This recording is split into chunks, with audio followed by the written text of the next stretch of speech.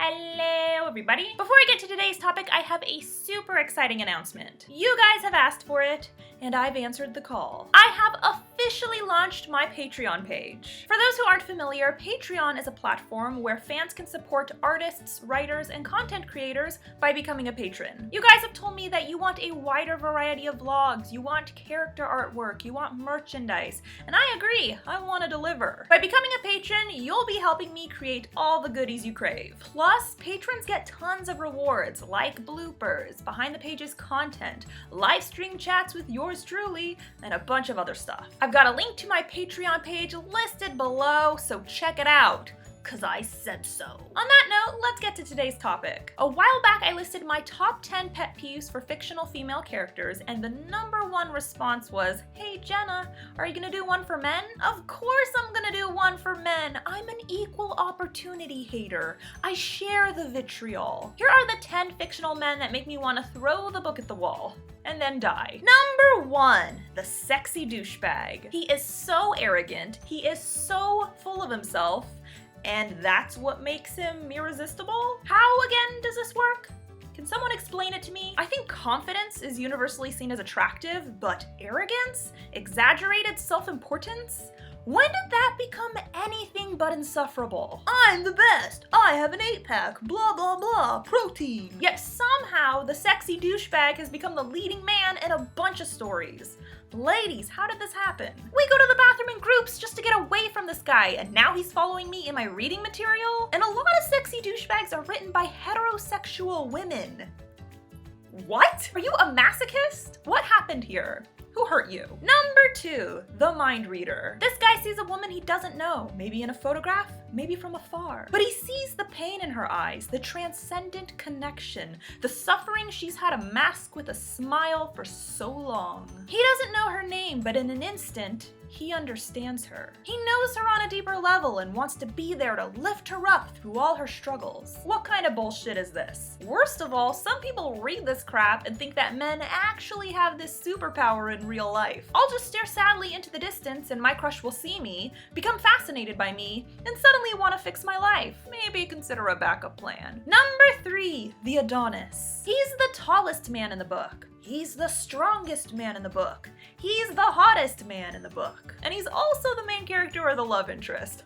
What are the odds? Look, I'm not saying you have to make the MC or the love interest ugly. Go ahead and make them hot. But physically flawless, grade A carved man meat, come on. And 9 times out of 10, this dude's description includes the line, he could have any woman he wanted. Any of them?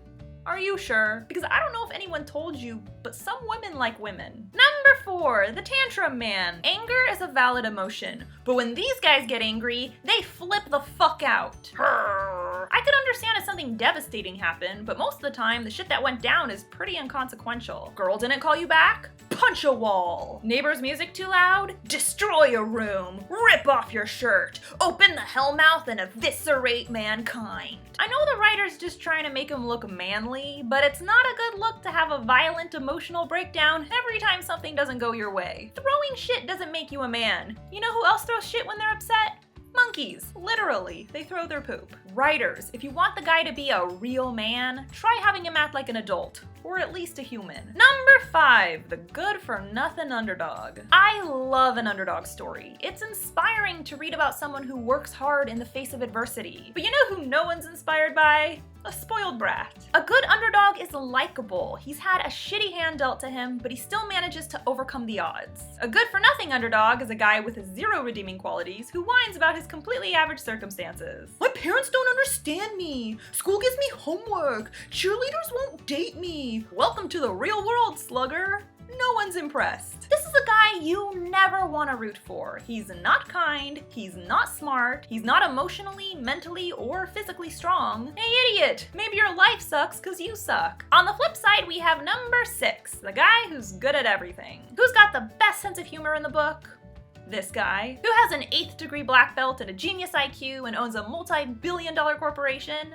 This guy. This guy is great at everything you throw at him. he's also completely fake. No one is this talented or this successful, period. Now, sometimes you see this on a smaller scale. Maybe the guy is just your average high school student who learns 5 fighting styles overnight, manages to slay all the bad guys with 0 help, and somehow snags the significantly more attractive love interest. Why?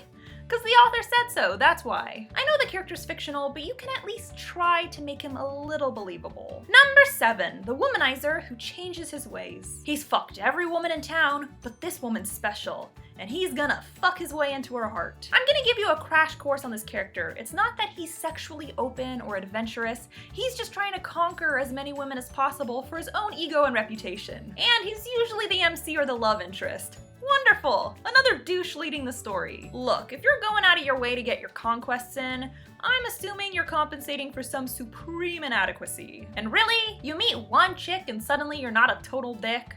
I believe that for approximately 0 seconds. On a similar note, number 8, the walking boner. This character's entire existence revolves around his penis and sticking it inside of people. Look, I get it. A lot of men think about sex.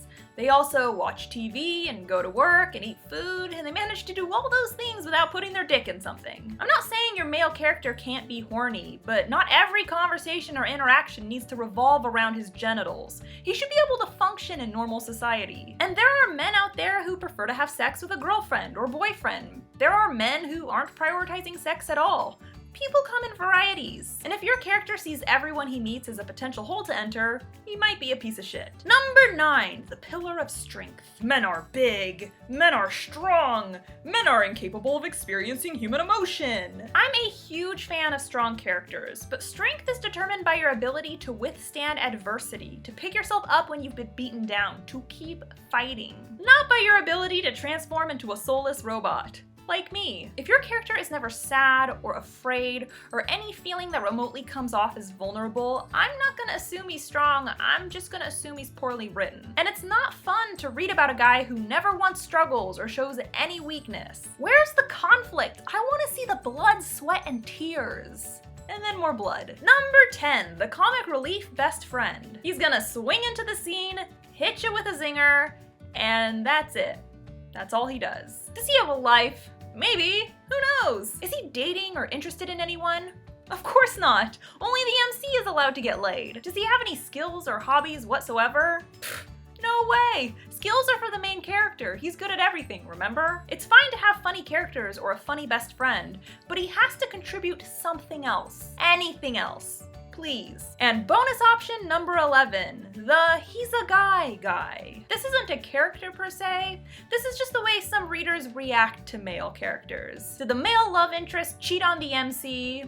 It's okay, he's a guy. Did the male MC beat the shit out of someone completely unprovoked? Ignore him, he's a guy. I have heard the phrase he's a guy used to forgive sexual assault, violence, infidelity, and a whole bunch of other really ugly plot points. And it confuses me. Do you just think that all men are shitbags? That it's just a normal guy thing to be a garbage human? What gives? Here's a suggestion.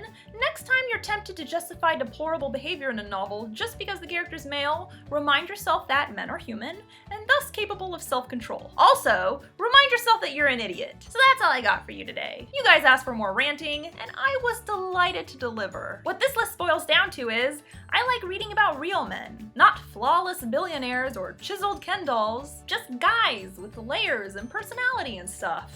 But that's just me. Be sure to check out my Patreon page. I've got all sorts of rewards lined up for you. Link is listed below. And with that said, don't forget to subscribe to my channel. I post new videos on Wednesdays. Eve the Awakening is still available in ebook and paperback on Amazon right now. You can also order a signed copy. All the links are listed below. And if you have any questions or if there's something you'd like me to talk about in my next video, be sure to tweet me at Jenna Moreci. Bye!